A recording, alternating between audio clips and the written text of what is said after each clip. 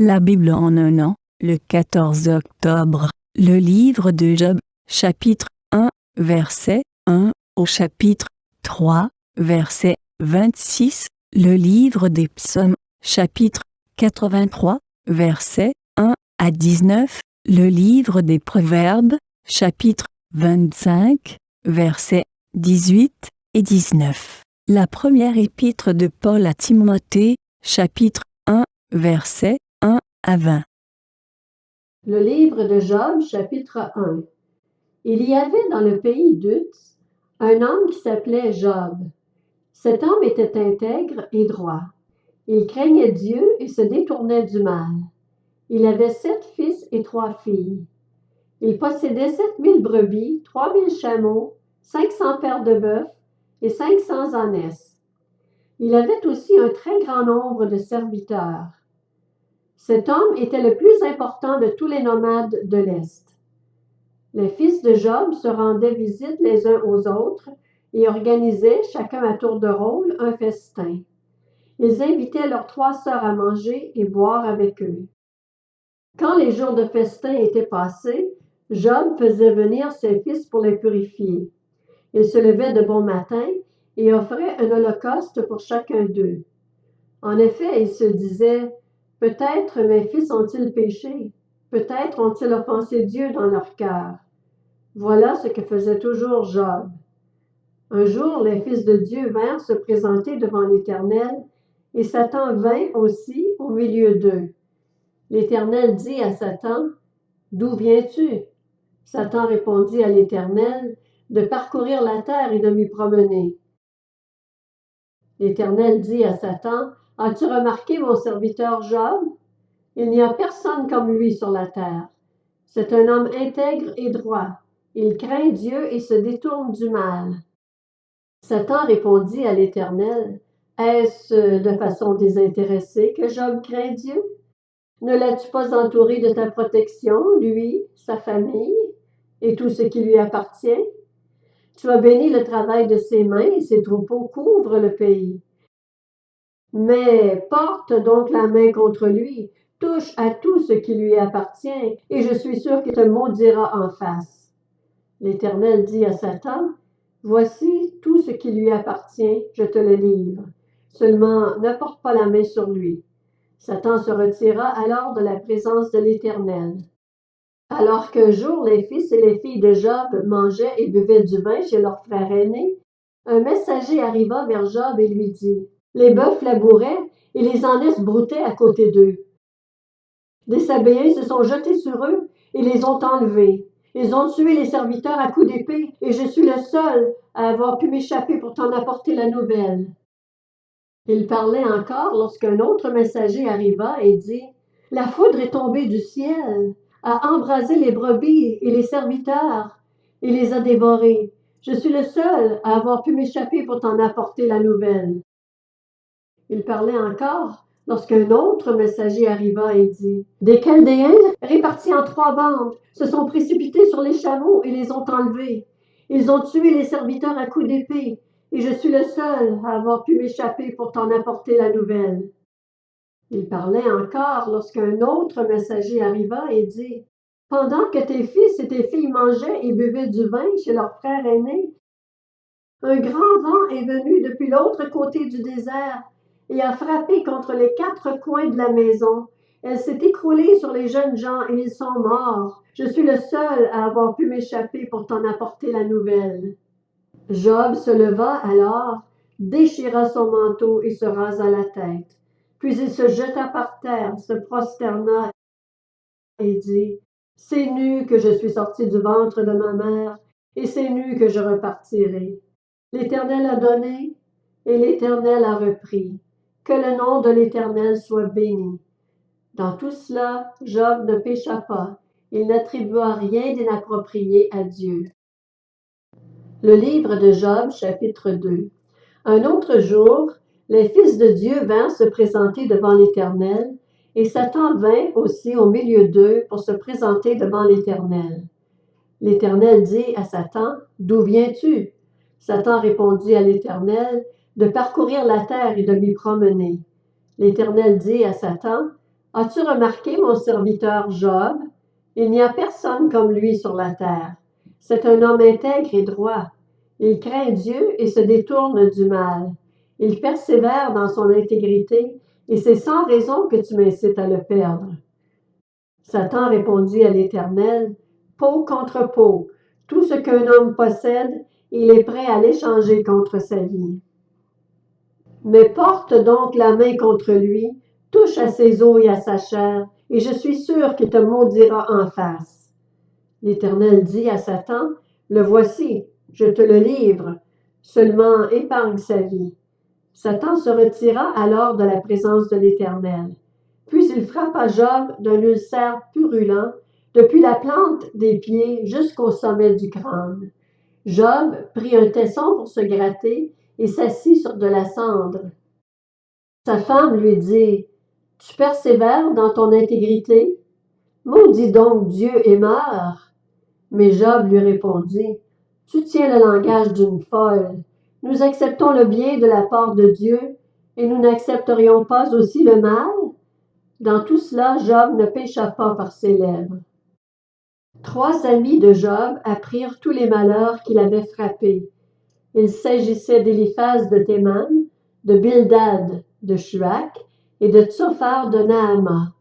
Venus chacun de son pays, ils se concertèrent pour aller exprimer leur compassion à Job et le réconforter. Ils l'aperçurent de loin, mais ils ne le reconnurent pas. Ils se mirent alors à pleurer tout haut, déchirèrent leurs manteaux et jetèrent de la poussière en l'air au-dessus de leurs têtes.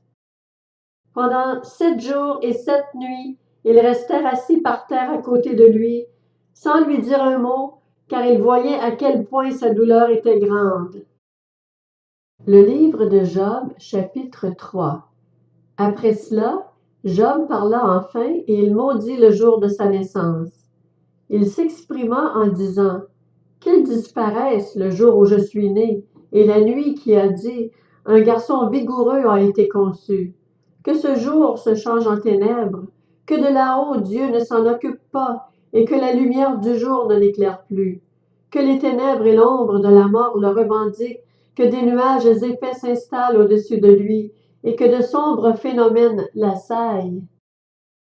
Que l'obscurité s'empare de cette nuit-là, qu'elle n'ait pas sa place parmi les jours de l'année, qu'elle n'entre pas dans le décompte des mois.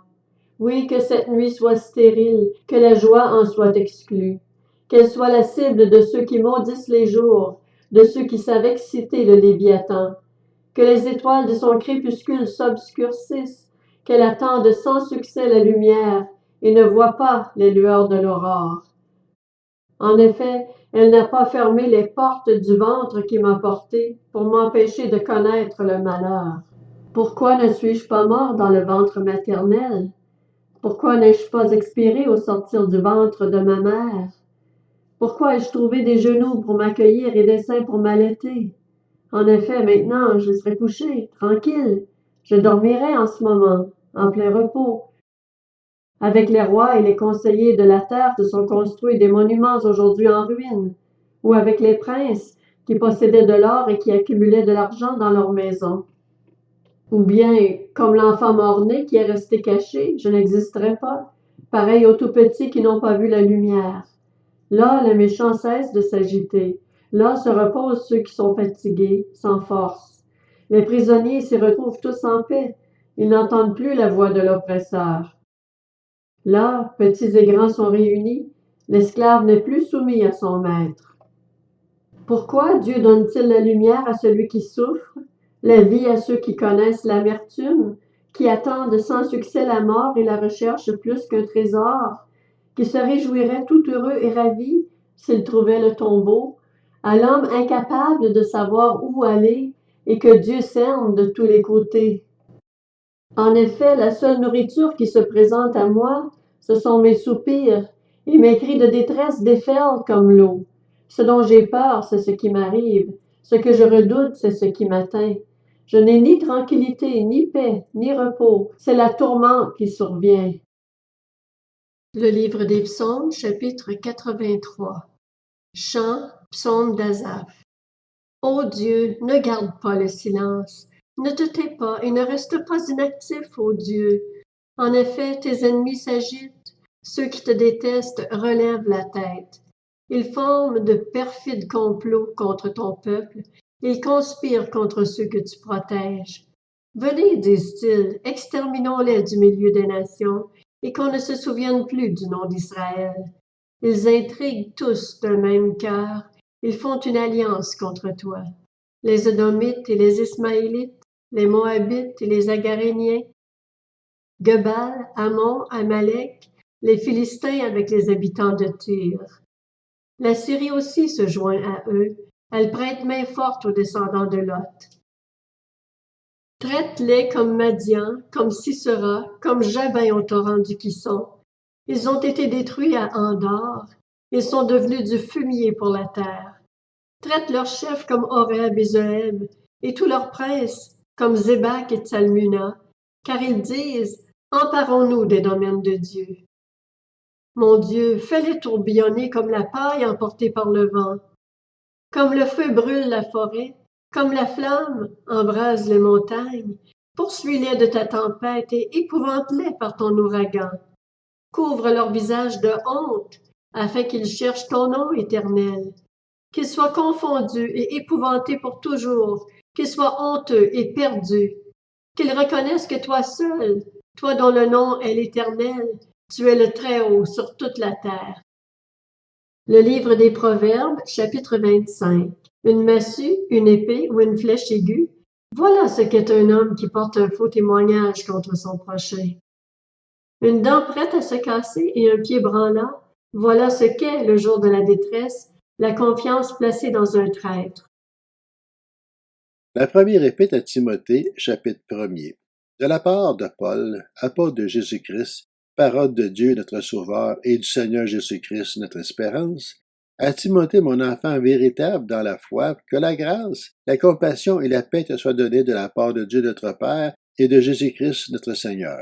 À mon départ pour la Macédoine, j'étais encouragé à rester à Éphèse pour donner instruction à certaines personnes de ne pas enseigner d'autres doctrines et de ne pas s'attacher à des fables et à des généalogies sans fin, qui produisent des controverses au lieu de servir le projet de Dieu qui s'accomplit dans la foi.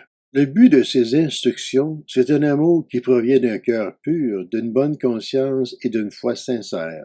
Certains se sont écartés de cette ligne et se sont égarés dans des discours creux.